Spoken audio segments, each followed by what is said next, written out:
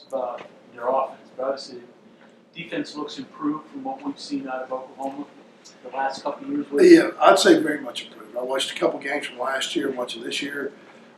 They're playing really hard.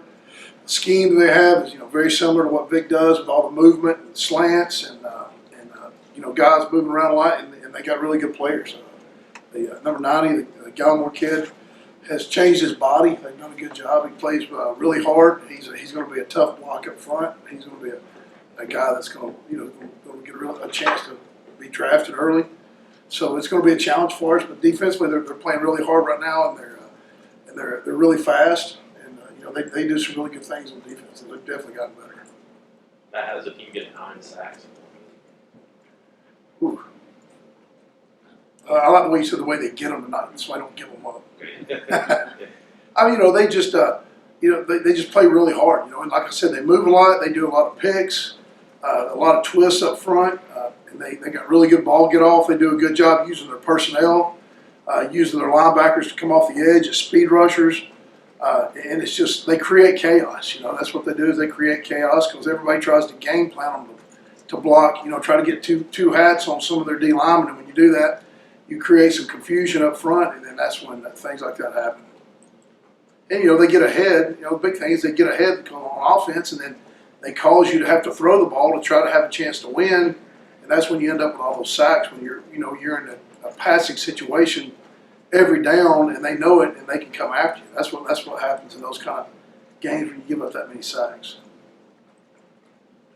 Matt, where are things going wrong for you guys in the run game? It seems like every week it's a bit of a struggle to kind of get that going. And is it any particular one thing? Well, no, it's really several things. It's whether we do something incorrect up front, get on the wrong hat, or whether the tight end or fullback doesn't fit the right thing, or maybe the running back makes the wrong read. You can't really just put it on.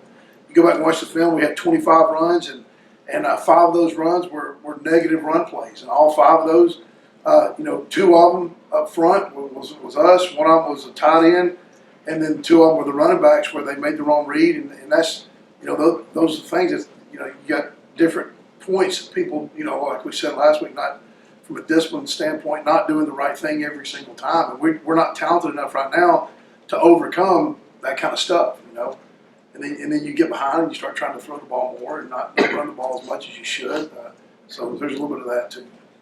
Where does inexperience play a role in those problems? No doubt. I mean, Bryson Mays, he battled. We knew going into the week it was going to be a tough sledding for him versus the nose guard. The nose guard's really good.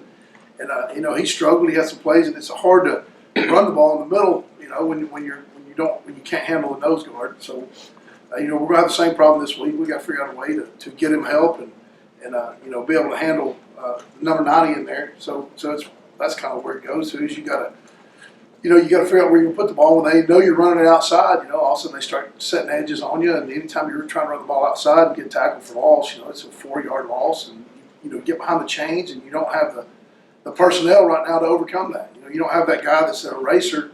You can throw it to him and get your 8 yards and get back on track. So, we just got to continue to be, it'll pay off in the long run because we do have to be very precise right now in everything we do. We can't make those mistakes. So we just got to keep coaching them to not make those mistakes. So you just kind of help them along until they turn the corner?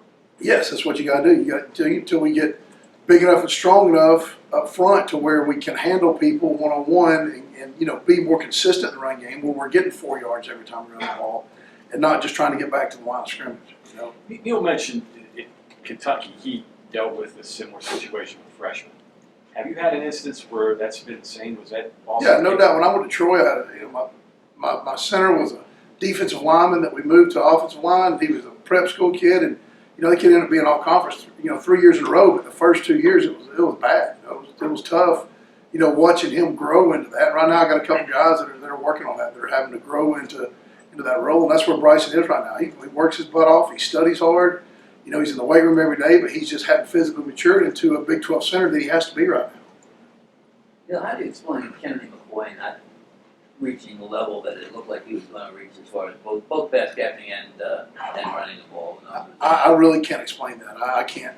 I put that more on to Coach Brown and let him kind of talk about that a little bit. But I really don't have enough of a relationship in that room to speak of why or why not he's reaching the potential that he needs to reach.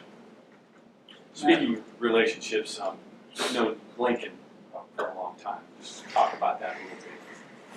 Your years in Texas Tech. Yeah, when I went out to Texas Tech, it was his first year being a full-time coach. He was maybe 23 years old, really young, and we spent a lot of time together. We went on vacation, and I know Lincoln really well. We talk a good bit, and he's very articulate. He's very similar to Coach Brown. Their personalities are very similar. They're very detail-oriented and very driven people, and we don't talk as much as we used to since I got here, because it's just kind of one of those things. But when we talk, we don't talk much about football.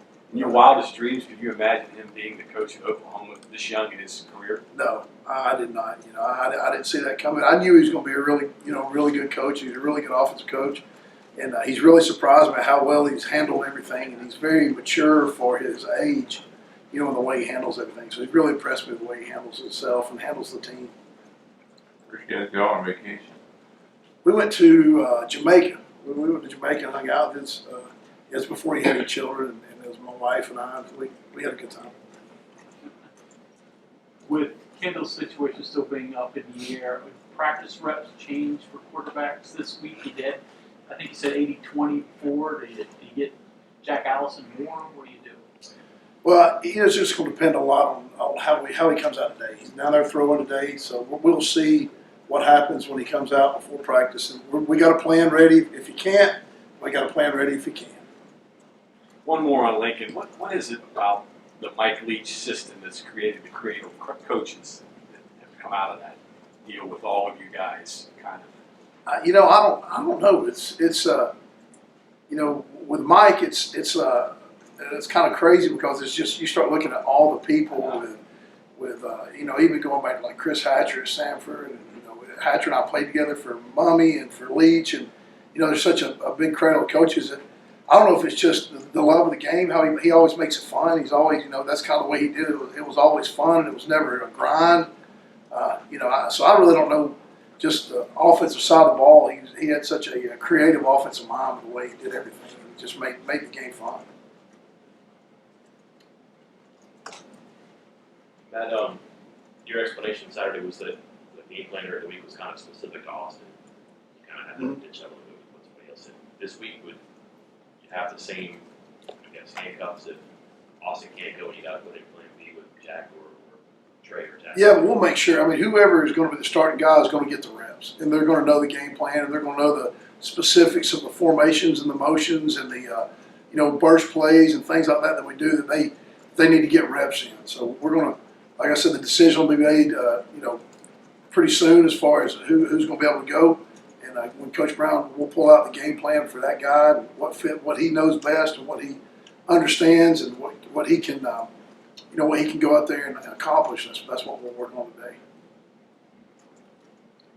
Do you have a sense of what Beatonbaugh has done? I know you study defenses, right? There's probably a clique of you O-line coaches that respect what each other have done. Oh yeah, I went up there when we were at I guess it was the year before last in Troy. I went there and spent a couple of days and taught ball, just went through schemes and all that stuff. He does a really good job. He was at Texas Tech before I got there, and so he just does. He's a fundamental guy. That's what he teaches, and he does a really good job of fundamentals, and he recruits really good players. And if you can have a bunch of really good players that are really fundamental, you're going to be pretty good. I think he had 4 of his 5 guys drafted last year. That says a lot about how he does things, how he recruits, and how he develops players. So he's done a really good. I really respect the job that he's done up there.